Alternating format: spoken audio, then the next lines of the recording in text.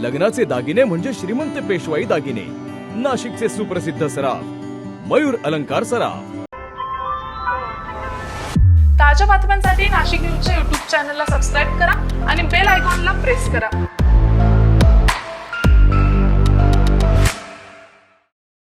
नाशिकमध्ये महागड्या दुचाकी चोरणाऱ्या एका चोरट्याला गुन्हे शाखा युनिट 2 ने बेड्या ठोकल्यात। हॉटेल पांडव परिसरात सापळा रचून पोलिसांनी ही कारवाई केली असून तब्बल 1,75,000च्या 2 मोटारसायकली ह्या जप्त करण्यात आल्या आहेत। इगतपुरीचा संतोष धोंगडे हा तरुण चोरीची बाईक विकण्यासाठी मुंबई आग्रा महामार्गावर येणार असल्याची माहिती पोलिसांना मिळाली होती। सहाय्यक पोलीस निरीक्षक हेमंत तोडकर यांच्या मार्गदर्शनाखाली पथकाने सापळा रचून त्याला ताब्यात घेतले। चौकशीत त्याने एक KTM ड्युक आणि होंडा शाईन या 2 महागड्या गाड्या चोरल्याची कबुली दिली। या कारवाईमुळे अंबड आणि घोटी पोलीस ठाण्यातील चोरीचे 2 गुन्हे उघड झाले असून प्राथमिक तपासात आरोपी केवळ हौस आणि मौज मजा करण्यासाठी या गाड्या चोरत असल्याचे समोर आले। मात्र तो या गाड्या नेमक्या कोणाला विकणार होता याचा तपास आता पोलीस करत आहेत।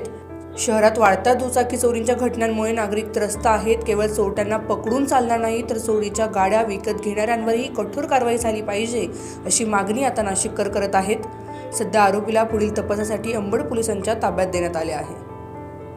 Bureau report, Nashik news, Nashik.